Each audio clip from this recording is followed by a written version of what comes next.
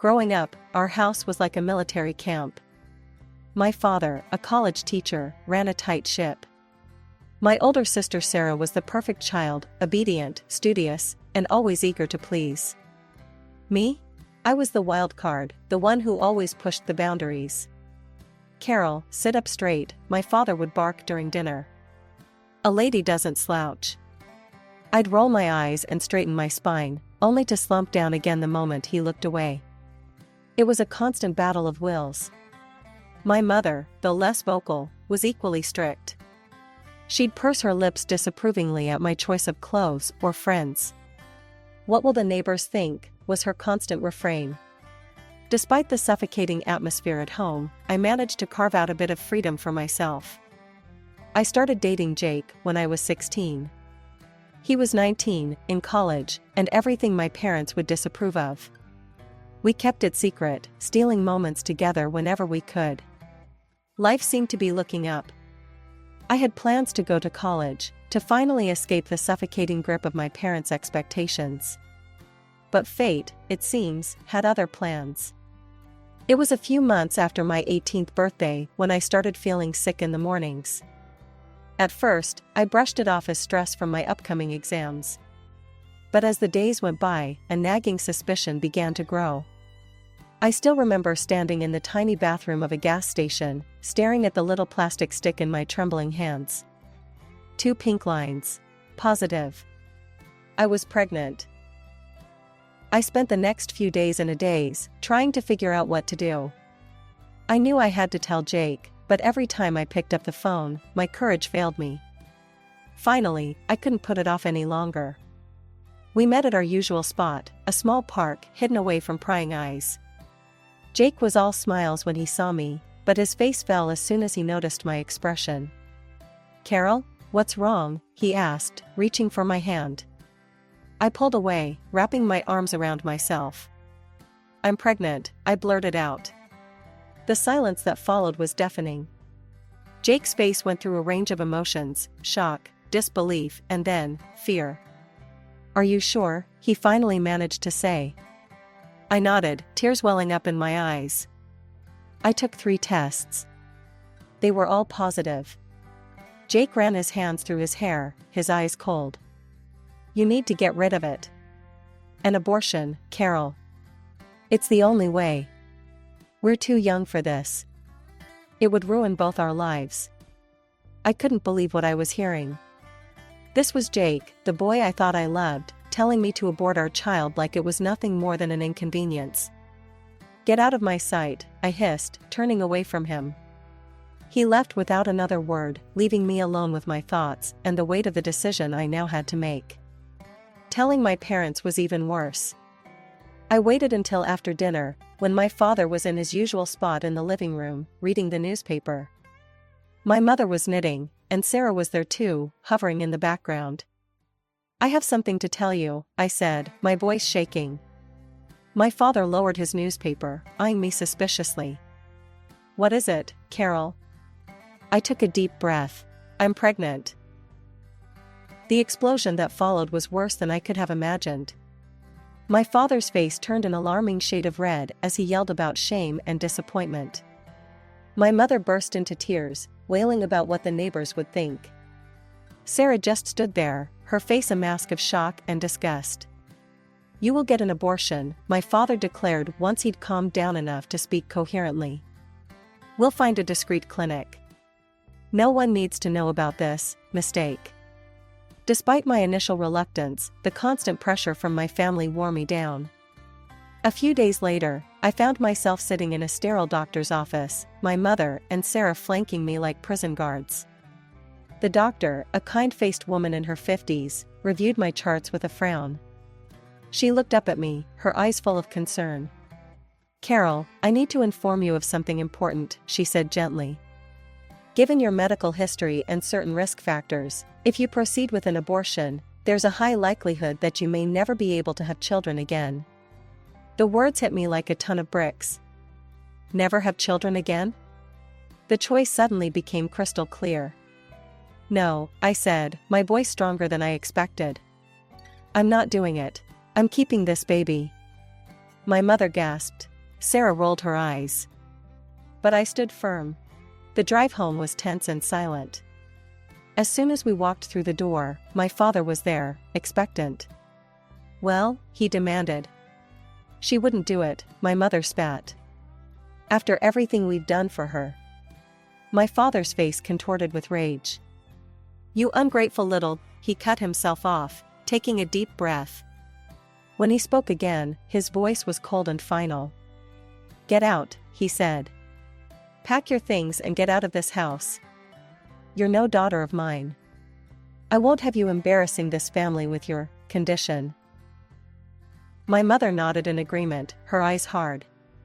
"You heard your father. Go." Sarah just stood there, silent and judgmental. Tears streaming down my face, I ran to my room and threw some clothes into a bag. As I headed for the door, my father's voice stopped me one last time. "And don't think about coming back. As far as we're concerned, you're dead to us." The door slammed behind me, the sound final and devastating. I was alone, pregnant, and homeless. In desperation, I called the only person I thought might help, my Aunt Linda. She and Uncle Bob had always been the black sheep of the family, living in another state and rarely speaking to my parents. "Carol? What's wrong, sweetie?" Aunt Linda's voice was warm and concerned. Through tears, I explained everything. There was a long pause after I finished. "Where are you now?" she finally asked. "Outside our house. They kicked me out." Another pause. "Stay right there. We're coming to get you." The drive to Aunt Linda and Uncle Bob's house was long, but it gave me time to process everything that had happened. Their house was modest but welcoming. As soon as we arrived, Aunt Linda went into full mother hen mode, fussing over me and insisting I eat something. Uncle Bob carried my bag to the spare room, which would now be my room. "It's not much," he said, setting the bag down, "but it's yours for as long as you need it." I looked around the small, cozy room and felt a lump in my throat. "It's perfect," I whispered. The next few weeks were a whirlwind of doctor's appointments, discussions about my future, and adjusting to my new life. "We've been thinking," Aunt Linda said one evening over dinner. "We want to help you continue your education." I looked up from my plate, surprised. "What do you mean?" Uncle Bob leaned forward. "We've set aside some money over the years. We never had kids of our own, so we thought we'd use it to help you go to college." I was speechless. After everything that had happened, the idea of still being able to pursue my dreams seemed impossible. I don't know what to say." "Say yes," Aunt Linda smiled. "We believe in you, Carol. This baby doesn't have to mean the end of your dreams." And so, with their support, I enrolled in a local community college, majoring in business management. It wasn't easy, balancing classes with doctor's appointments and the increasing discomfort of pregnancy, but I was determined to make it work. I also found a job as a waitress at a local restaurant. The owner, a kind woman named Maria, was understanding about my situation and flexible with my hours. It wasn't much, but it allowed me to start saving for the baby and contribute a little to Aunt Linda and Uncle Bob's household. The day my son was born was the most terrifying and beautiful day of my life. After hours of labor, I held him in my arms, marveling at his tiny fingers and toes. Aunt Linda and Uncle Bob were there, beaming with pride like grandparents. "What are you going to name him?" Aunt Linda asked softly. I looked down at my son's face, so peaceful in sleep. "Daniel," I said. "It means God is my judge. Because no matter what anyone else thinks, I know I made the right choice." As I settled into motherhood, juggling a newborn with college classes and work, I often thought about my parents and Sarah. Had they heard about Daniel? Did they ever regret their decision? But I pushed those thoughts aside. I had a new family now, one that accepted me and loved me unconditionally. One day, as I was scrolling through social media during a rare moment of downtime, a post caught my eye. It was from Sarah. My heart skipped a beat as I read it. "Excited to announce that Jake and I are engaged. Can't wait to start our life together. The photo showed Sarah, beaming, her arm around Jake, the same Jake who had abandoned me and our child. They looked happy, carefree. Like nothing had ever happened. I felt a surge of emotions, anger, hurt, betrayal. But as I looked over at Daniel, peacefully playing in his crib, I realized something. I didn't need their approval. I didn't need their love. I had everything I needed right here. The years flew by in a blur of diapers, textbooks, and late-night study sessions. My last semester was particularly challenging. I was taking extra classes to graduate on time, still working at the restaurant, and chasing after an energetic 3-year-old. Graduation day was a whirlwind of emotions.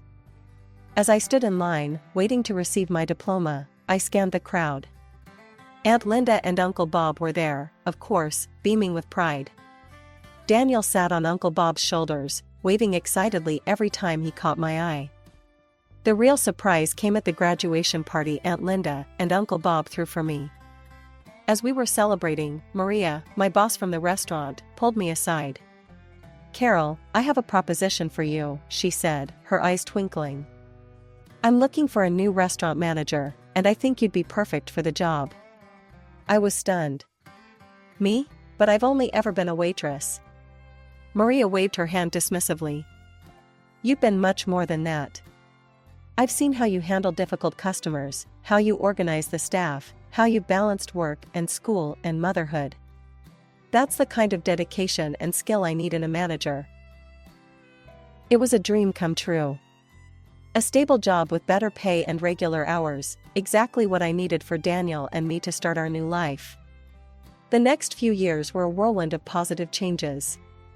I threw myself into my new role at the restaurant, learning everything I could about management and business operations. Daniel started school, growing into a bright, curious boy who loved to read and play baseball. It was at one of Daniel's Little League games that I met Tom. He was there with his son, Michael, who was on the opposing team. We struck up a conversation, and I was immediately drawn to his kind eyes and easy laugh. "Single dad?" I asked, noticing he was alone. He nodded, a sad smile crossing his face.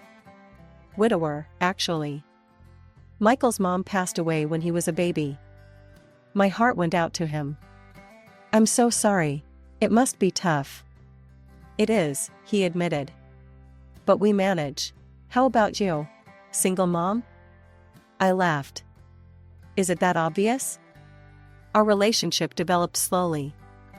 We were both cautious, having been hurt before and with our children to consider. But as the months passed, I found myself falling for Tom. He was kind, patient, and Daniel adored him. A year after we met, Tom proposed. It wasn't a grand, theatrical gesture, just a quiet moment in his backyard, with our boys playing nearby. Our wedding was small and intimate, just close friends and family. As I walked down the aisle, Daniel proudly by my side as the ring bearer, I caught Aunt Linda's eye. She was crying, but her smile was radiant. Life with Tom, Daniel, and Michael settled into a comfortable rhythm. And a couple of years after our wedding, we were blessed with another addition to our family. Our daughter, Emily, was born on a warm spring morning. As I held her in my arms, with Tom, Daniel, and Michael gathered around the hospital bed, I felt a sense of completeness I'd never experienced before. I loved all 3 of my children equally, Daniel and Emily, my biological children, and Michael, my stepson. They were all my kids, regardless of blood ties. One evening, as Aunt Linda was over helping with the kids, we were startled by a familiar voice coming from the TV. There, larger than life, were my parents. My father was standing at a podium, waving to a cheering crowd. The ticker at the bottom of the screen read, "John Williams announces candidacy for mayor." I felt my heart stop. It had been years since I'd seen my parents, even if only on a screen. My father looked older, his hair grayer, but his eyes still held that stern, determined look I remembered so well. As we watched him speak about family values and moral integrity, Aunt Linda's face contorted with anger. "Hypocrites," she spat, her voice trembling with rage. I turned to her, shocked by her outburst. "Aunt Linda?" She took a deep breath, her eyes never leaving the screen. "There's something you need to know, Carol. Something they've hidden for years." What she told me next shook me to my core. Many years ago, before Sarah and I were born, my parents had their first child, a boy. But he was born with severe physical defects, without legs. Instead of embracing their child, they left him at the hospital, afraid he would embarrass them. I felt a whirlwind of emotions: shock, anger, disbelief, and a profound sadness for the brother I never knew. "Why didn't you tell me before?" I asked. Aunt Linda's eyes filled with tears. "I'm sorry, Carol. I should have. But after what they did to you, I didn't want to add to your pain." That night, after the kids were in bed, I made a decision. I needed to find my brother. With Tom's support, I hired a private investigator. Weeks passed, and finally, we got a lead. My brother was alive, and against all odds, he had thrived. He was a successful writer, married with children of his own. He had been adopted by a wealthy family who had given him every opportunity to succeed in life. Meeting him for the first time was surreal. Despite his physical differences, I could see echoes of my own features in his face. His name was James, and he greeted me with a warm smile and open arms. "I always knew I had a biological family out there somewhere," he said, his voice gentle. "I just never expected to find a sister." Over the next few months, James and I grew close. I introduced him to my family, and he welcomed us into his. His wife, Sarah, a coincidence that made me laugh, and their 2 children became a part of our extended family. 20 years had passed since that fateful day when my parents kicked me out of their house. Life had moved on, bringing its share of joys and sorrows. My eldest, Daniel, was now 19 and had just started college on a baseball scholarship. I couldn't have been prouder of the young man he'd become. One lazy Sunday afternoon, as I was scrolling through news articles on my tablet, a familiar face caught my eye. It was my father, looking older but still carrying that air of self-importance I remembered so well. The headline read, "Mayor John Williams discusses family values in exclusive interview." Curiosity got the better of me, and I clicked on the video. For a few minutes, I listened to my father espouse the importance of family, integrity, and moral values. And then, the interviewer asked about his children. My father's face softened into what I recognized as his public sympathy look. "I have one daughter, Sarah. She's the light of our lives. Tragically, we lost 2 of our children. The pain never really goes away, but it's made our family stronger." For days, I seethed with a quiet rage. How dare they? How dare they erase me, erase James, and paint themselves as tragic, sympathetic figures? Then, almost as if fate was intervening, James called. "Carol, guess what? I'm doing a book signing in our hometown next week. It would mean the world to me if you could come." "I wouldn't miss it for the world," I told James, a plan already forming in my mind. The following week, I found myself back in the city of my childhood. As I walked the familiar streets, memories flooded back, some good, many painful. I pushed them aside, focusing on what I needed to do. The book signing was being held in the grand ballroom of the city's most prestigious hotel. As I entered, I saw that James hadn't exaggerated. It seemed like half the town was there. Local celebrities, business leaders, and politicians all mingled, waiting for the event to begin. And there, in the front row, sat my parents and Sarah. My father, now the mayor, looked every inch the distinguished politician. My mother, elegantly dressed, smiled and nodded at acquaintances. Sarah was sitting next to them. They hadn't seen me yet. I took a seat near the back, my heart pounding so loudly I was sure everyone could hear it. James rolled onto the stage in a wheelchair, to enthusiastic applause.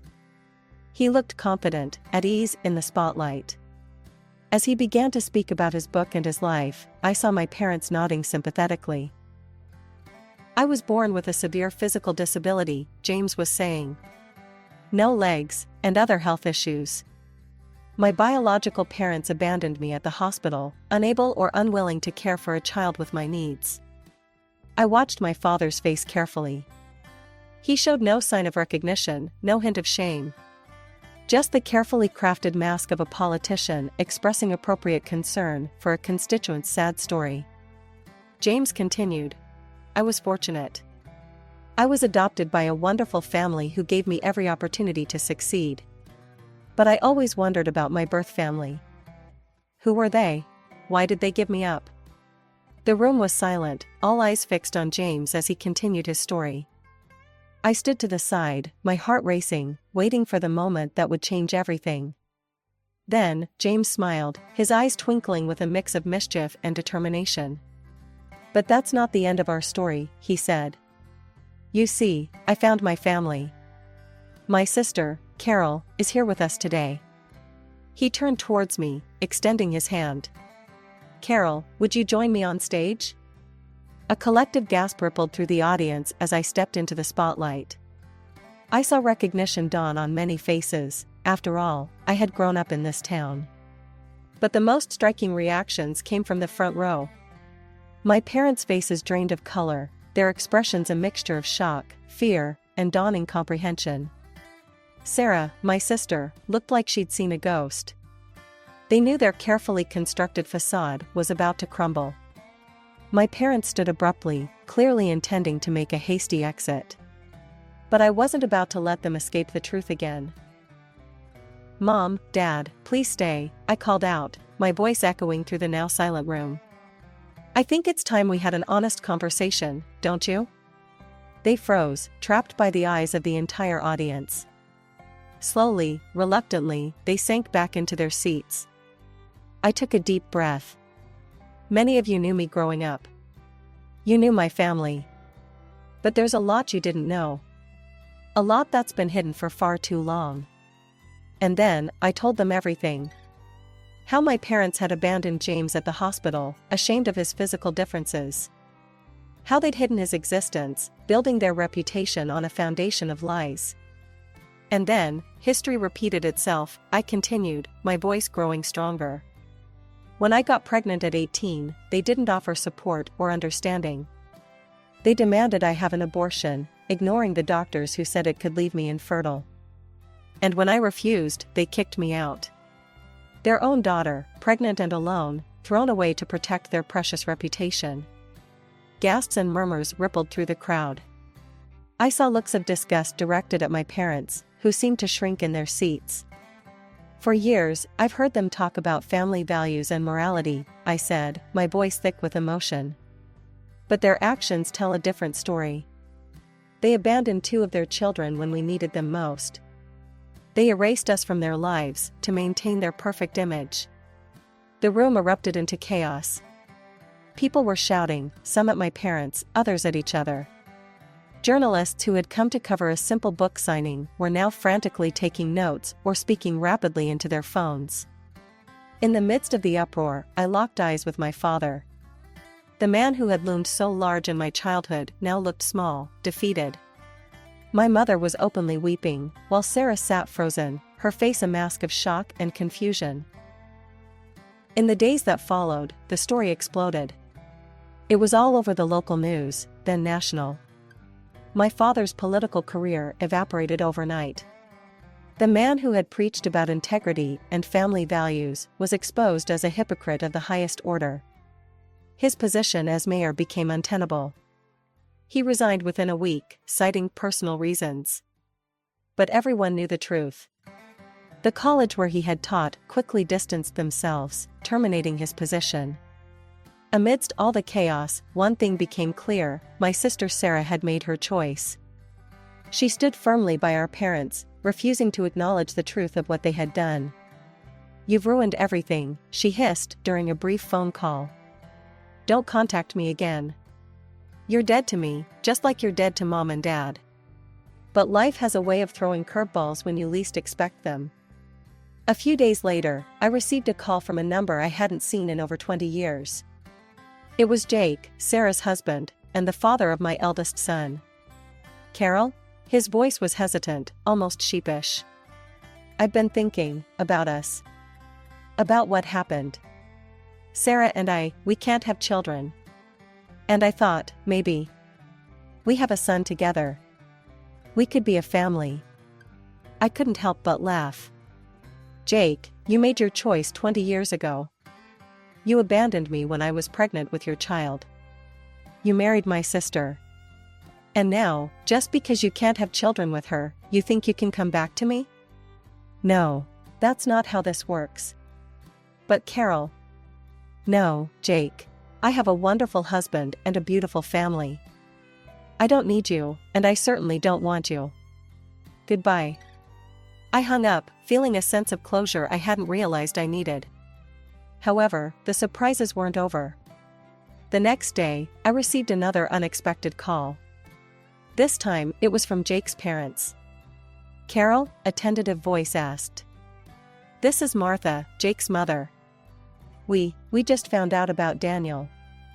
Is it true? Do we have a grandson? The conversation that followed was emotional and eye-opening. It turned out that Jake and my parents had told them I'd had an abortion and run away from home. They'd spent years believing their grandchild never existed. We'd like to meet him, Martha said, her voice trembling. If that's okay with you, of course.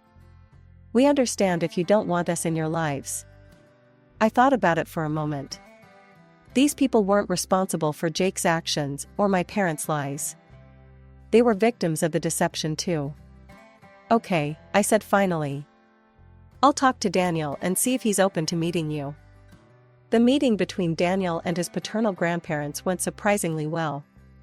There were tears, hugs, and a lot of catching up to do. Daniel, always compassionate, welcomed them with open arms. In the months that followed, life settled into a new normal. James and his family became regular fixtures in our lives, filling our home with laughter and love.